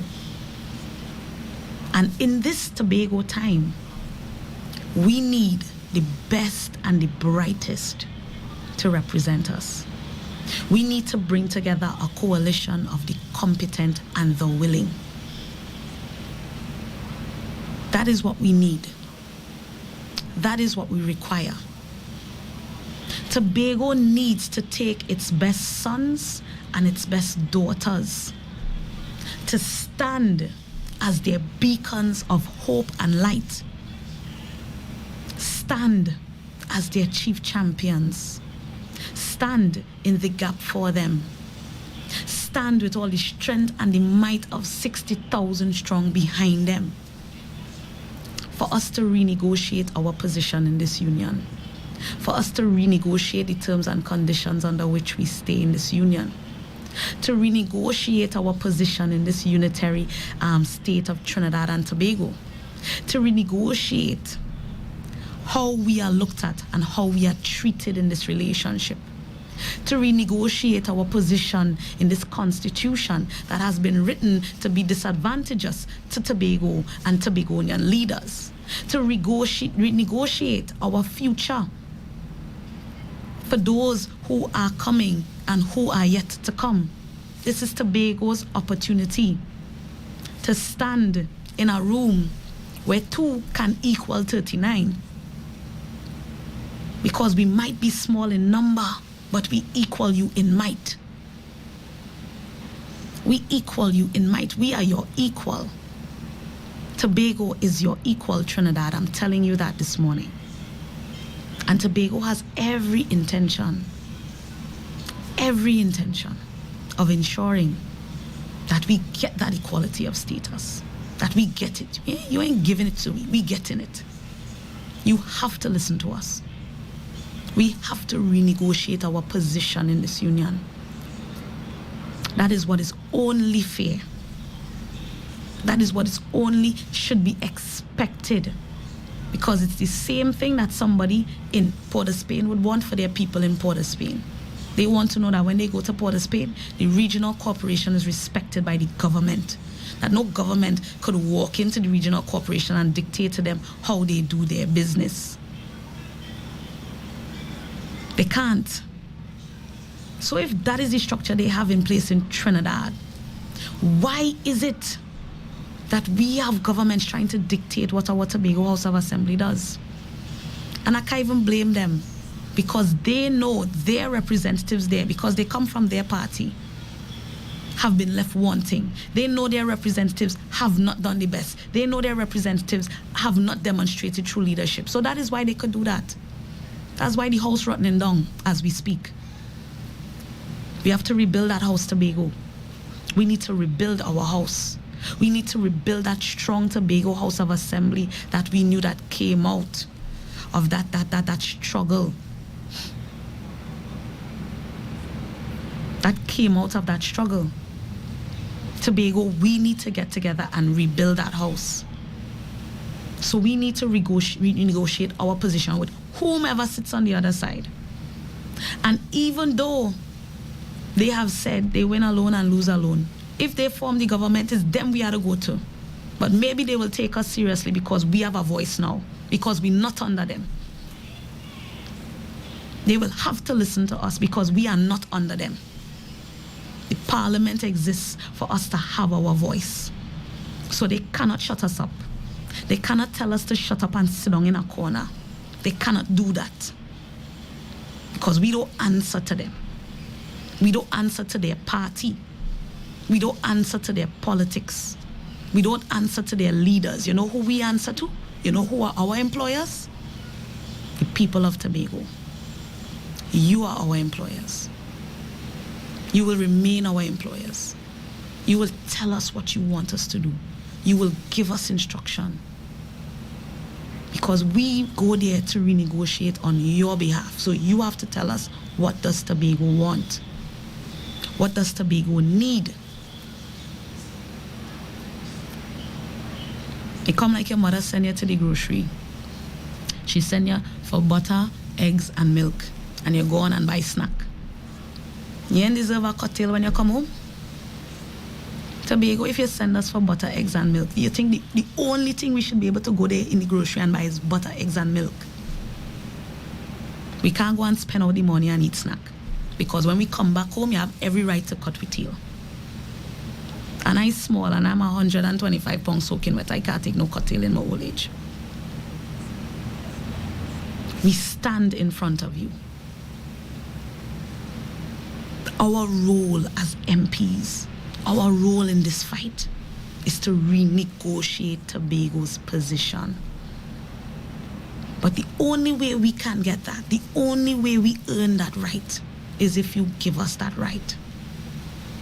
This time next week, Monday, the election should be over.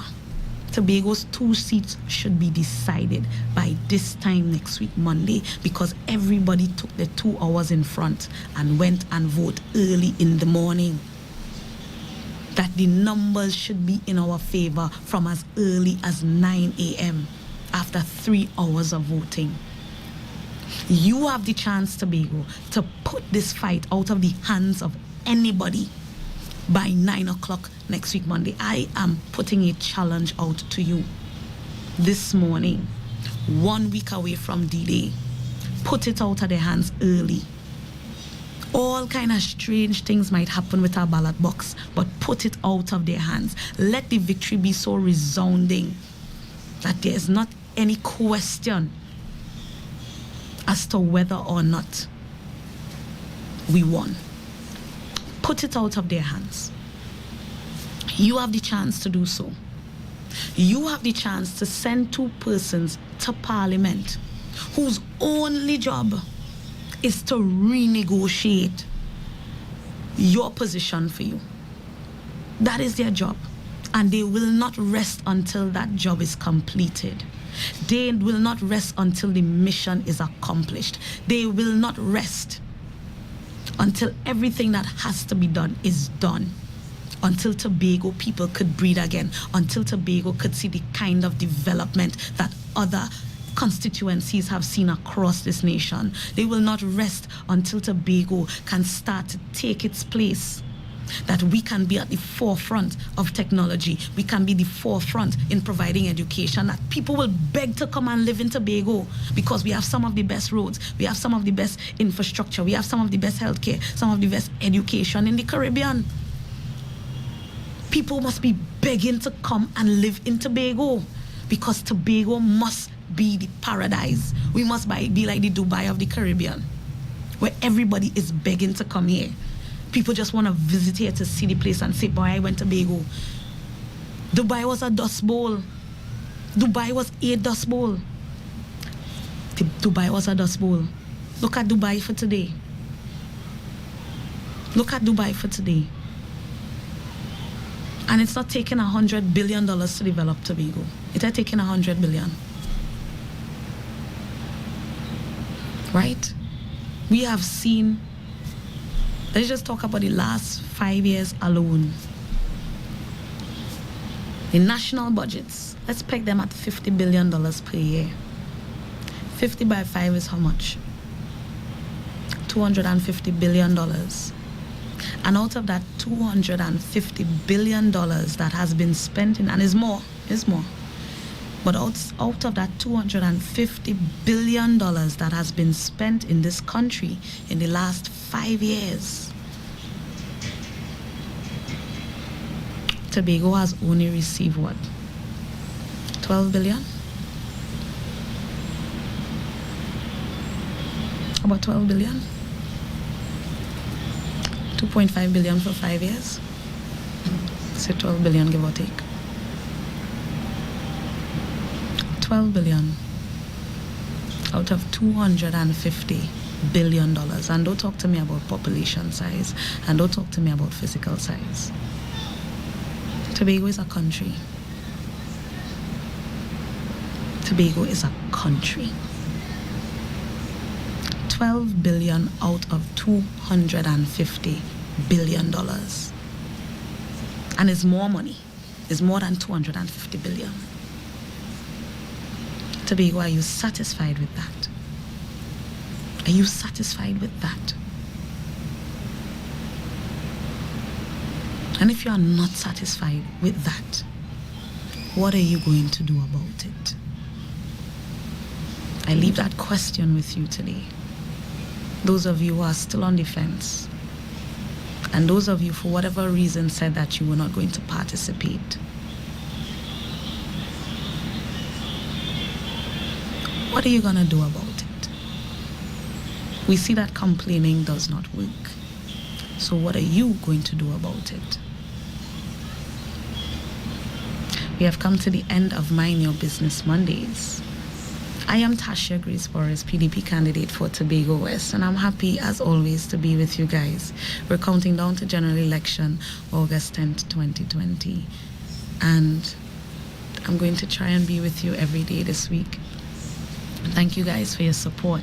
Thank you for your prayers. I've been getting a number of calls with people who have just been praying for me. And I thank you so much for that, because in this time, prayer sometimes is the only thing that stands between you and a cliff. And for those of you who have been standing in that prayer gap for me, thank you so much. Sometimes I find it difficult myself to even pray for myself. That sometimes I struggle with my own faith, because as human beings, you like to lean onto your own understanding. So sometimes I don't even have the words. I just pray that God knows my heart and knows what I feel and what I'm going through, and that he would just do what he has to do, even if I can't form the words. But the days that I can't form the words, funny enough, people call to pray for me. And when they pray for me, they give me that strength. And when I have to go on that stage, I don't know if anybody has looked at me and noticed me before I go on stage, but I'm always pacing in a corner because I'm praying. And the only prayer that I pray is, God, give me the words that I need to say to your people in this time. Put the words in my mouth. I don't write anything because the words come from God. I would never claim that gift, because he gave me that gift. He has lent me that gift in this time. So those words come from him. And he gives me the words every time. He has never failed me. He has given me the words. He gives me the words every morning when I come on radio. He gives me the words every night before I go on stage. My prayer is that my people listen. My prayer is that my people open their hearts and open their minds. My prayer is that my people question those in authority. My prayer is that my people do not shake. They shake off that spirit of fear and they gather themselves with that cloak of courage and righteousness. My prayer is that those seeds of hope that I plant in my people sprout into plants and trees that cannot be shaken. That is my prayer. My prayer is that long after I'm gone, long after that I've given up this fight, long after my physical body has given up this fight, that my people will continue to grow that legacy. My people will continue to be courageous and strong. My people will continue to be bold and brave. That is my prayer. That is my prayer. That is my prayer, to live to see that Tobago that is number one in everything. That its people live so happily and so peacefully with one another, regardless of their differences. That is my prayer. That is my prayer, that I can see young people taking up their roles in society.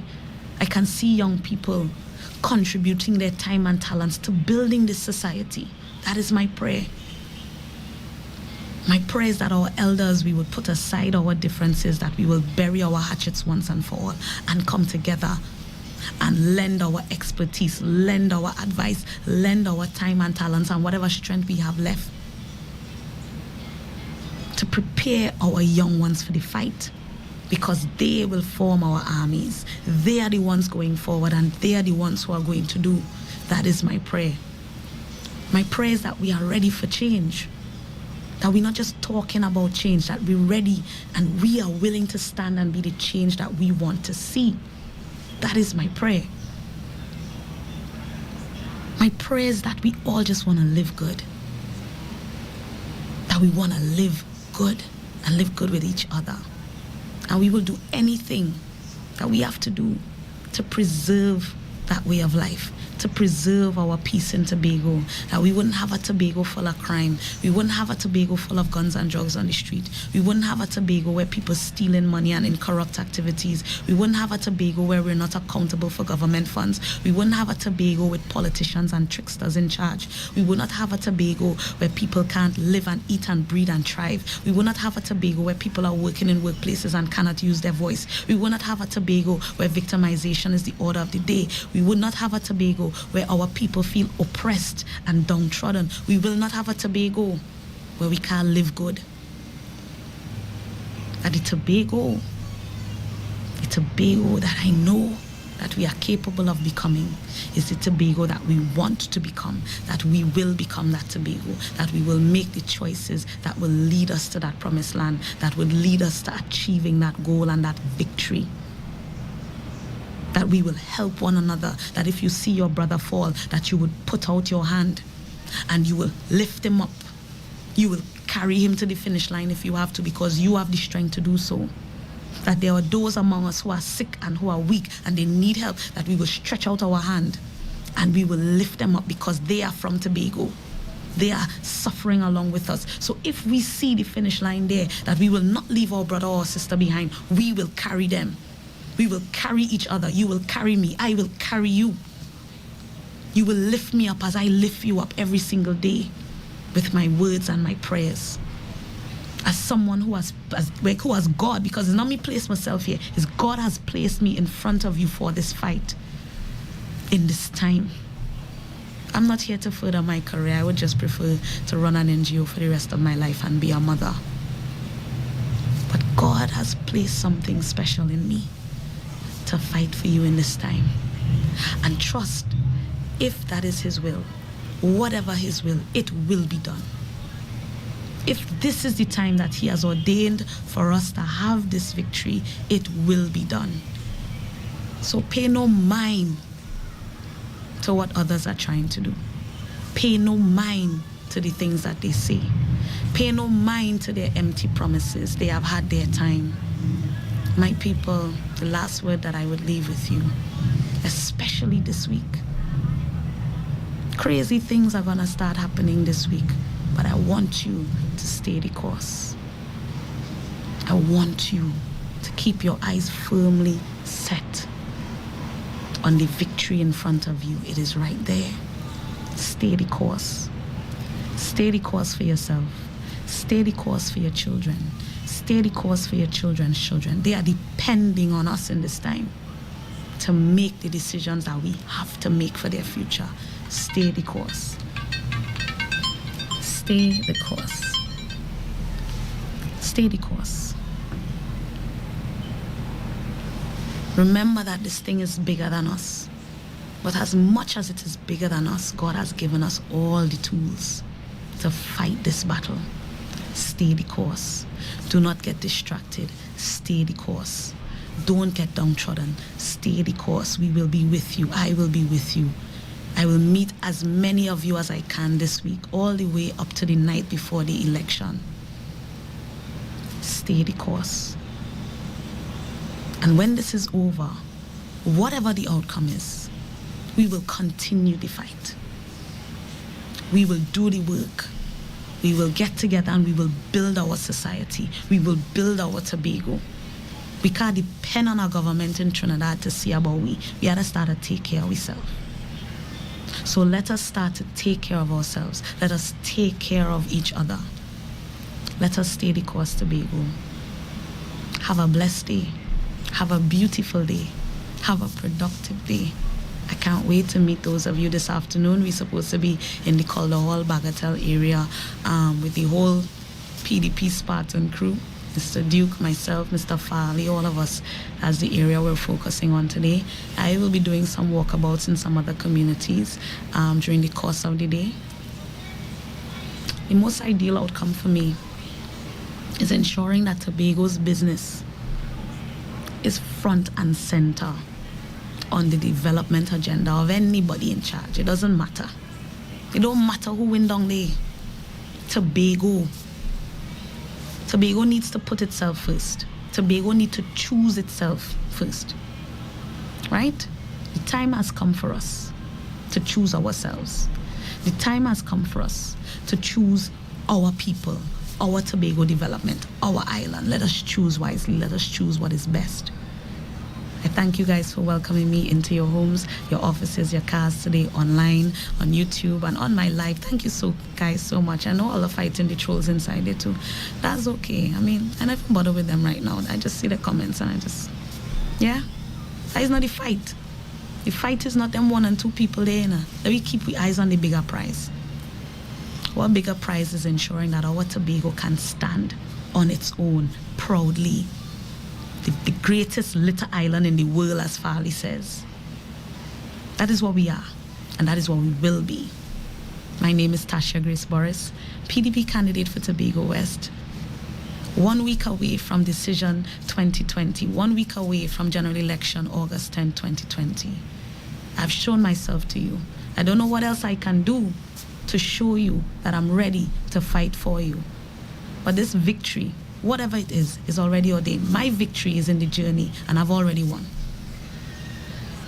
So, I hope you guys have a blessed day. Thank you for joining me.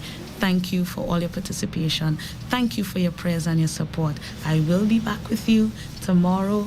Talk the Things Tuesdays. Talk the Things Tuesday may take a slightly different slant in the morning, but we'll see. It all depends on what descends on my spirit to let you know in the morning. We're going to be talking the things. We'll be talking different things tomorrow. So I look forward to seeing you guys, by God's grace, tomorrow morning for Talk the Things Tuesdays. Have a blessed day. Have a productive day. Be safe. Until we see again, take care and bye-bye.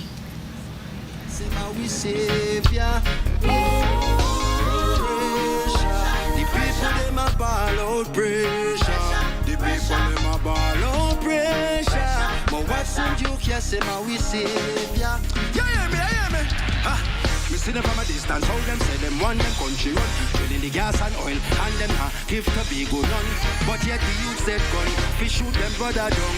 And if them continue, the youth them a go done. What's up, sit up on them tune and him a watch the heathen them from far.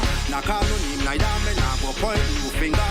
You all know who you are, you all know who you are. What you're fighting this war for? Pressure, the people them a ball out pressure. The government applying more pressure. But what's in you can say my we save ya. Pressure, the people them a ball out pressure. The government applying more pressure. What's in you can say my we save ya. I hear my people crying,